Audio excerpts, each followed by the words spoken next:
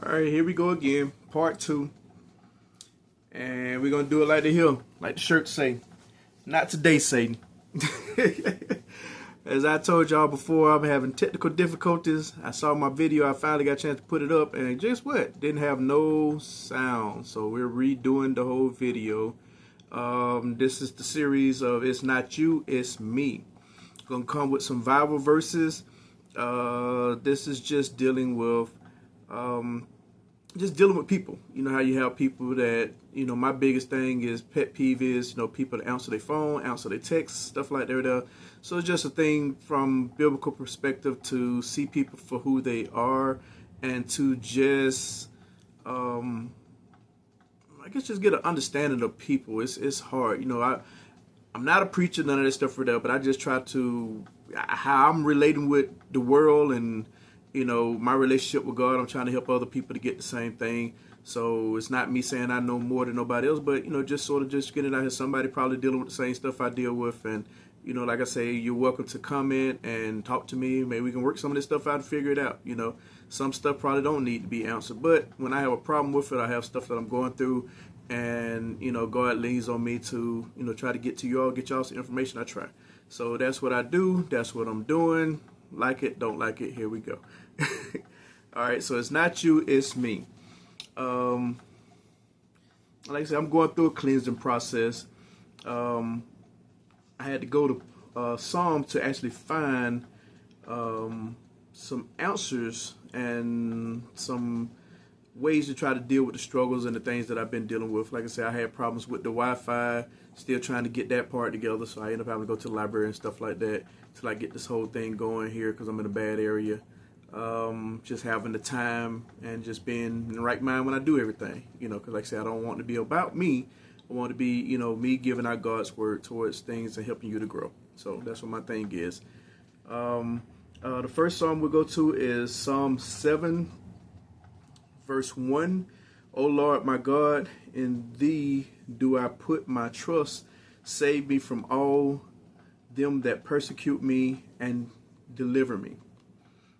Just try to, like I said, my whole thing is to get a relationship with God and just try to just have a better way to walk with Him and to be able to, continue to ask God to help strengthen you and help you go through your daily tasks in this world and just be able to deal with it and, be of your right sound mind and body. Like I said, it starts with prayer and continue to have a prayer closet and just know how to pray, to help you get through the life and, stay in His word.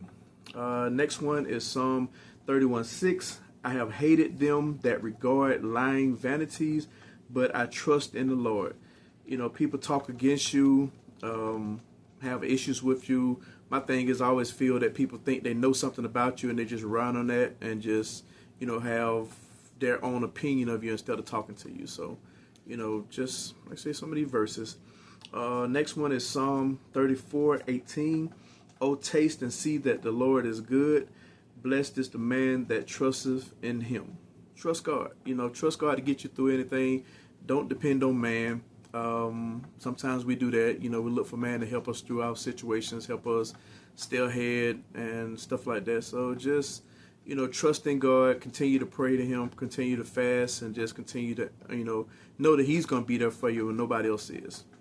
Next one is Psalm 37:5. He shall bring to pass. Good, strong one.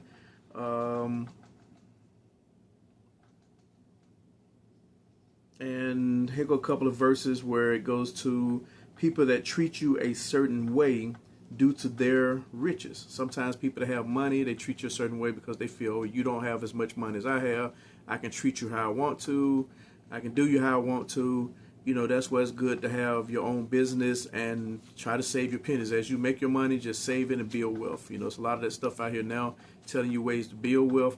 Do that. Try to get away from it. I mean, my goal was I was supposed to be retired and not working for nobody by age 44. So I'm way behind. So, you got to stick to your goals.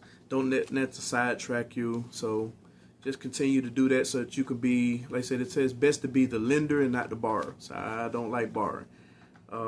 So these verses are going to come to you from Psalm 41 verse 9, 44 verse 6, 49 verse 6, and 52 verse 7. Next part going to is separation. Separating yourself from people and problems and issues and stuff that come about in the world. And like I said, just get your closet and, come to God. Get your prayer closet, come to Him, and just separate yourself. Sometimes, like I said, I have a lot of days these last 2 weeks, I've been just had to separate, just stay in the house, stay away from the things, the triggers, the issues and stuff like that. If you can afford to do it, do it. Just one way to do it. And then, like I said, just get close to God. These are going to come from, first one is Proverbs 17:9. He that curreth a transgression seeketh love. Chapter 18, verse 1. But he that repeateth a matter separately from very friends. I'm sorry. And my question with that was, do you know what a friend is? A lot of people don't know what friends are. Friends are people that's going to be there for you through thick and thin, no matter you're up, you're down. That's a true friend. That's the thing you got to work on with relationships too. A lot of people, shy away from. Let's say, and a true friend is, you want to have a godly friend who will pick you up when you are down in the mud and not leave you in it. Although you're down and out, don't just leave you down, and they try to help you out, try to give you encouragement, try to pray with you. You must take time with your best friend, that is God, and be separated from all destruction.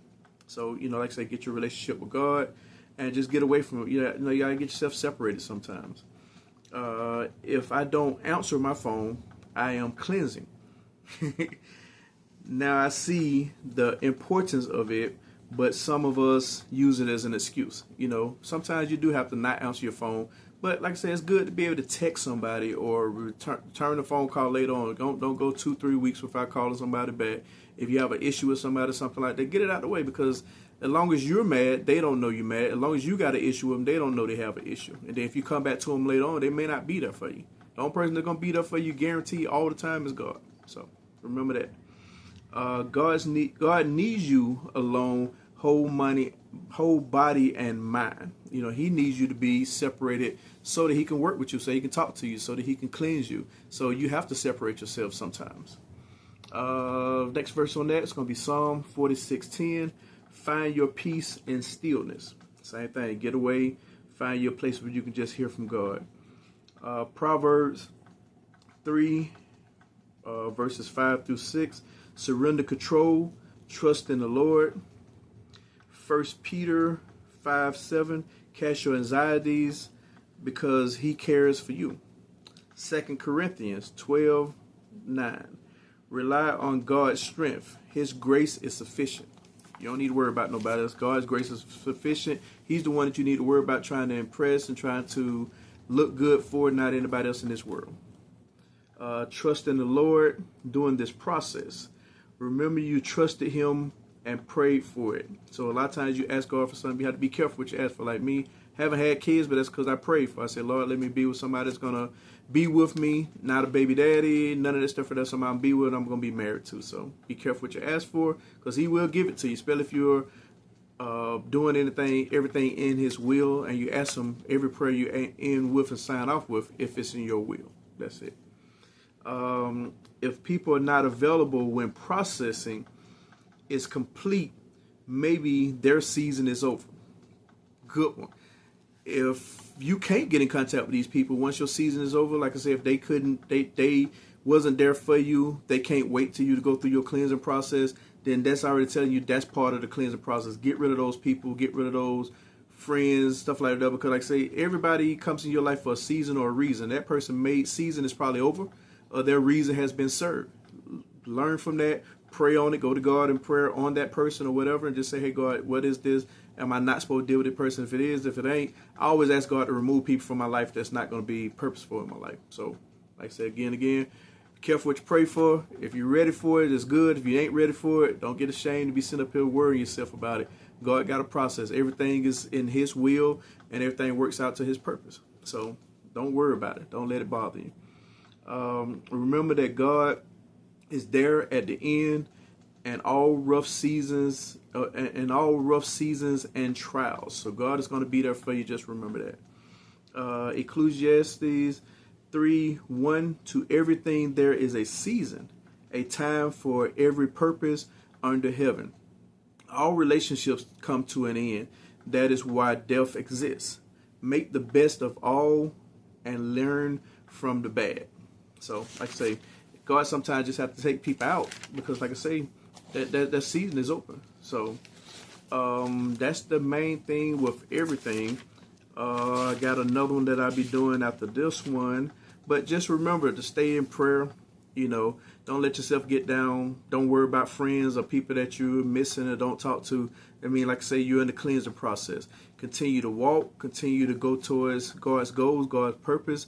And He's taking people and stuff out of your life for a reason. Not like, say, family and friends, people that die. I mean, not that type stuff, but, you know, people that have came into your life and you always had questions about their intentions, about their purpose in your life and stuff like that.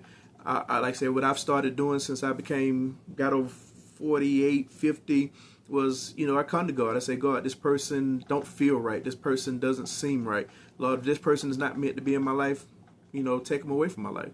And that's what they do. You know, it'd go from them not calling you, maybe not calling you back, not returning your text, not, you know, none of that stuff for them. So once they get into that place, let them go. You know, it's too many people in this world to get stuck on one person, to get stuck on one situation or whatever.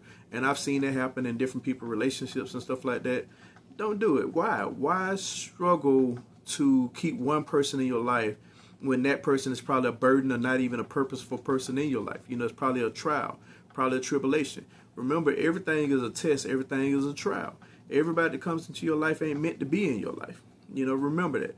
You know, stop wasting your time with people. Stop staying in relationships you don't need to be in.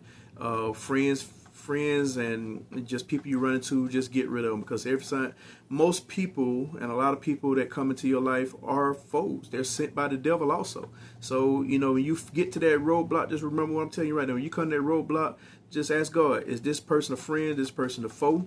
You know, and if this person has a purpose in your life, tell God to show it to you. You know, everybody that comes in your life isn't purposeful. So just remember that. Keep in prayer.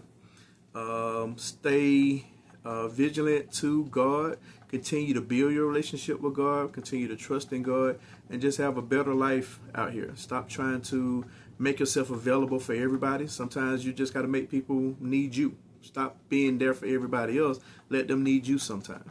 You know, family, you know, if it's your mother, somebody like that, yeah, you be there for them. But, you know, don't be there for the wrong people. Don't be there for the wrong time. Don't waste your time. Thank y'all. Have a good one. Come back with you and 2 more. Talk to y'all later.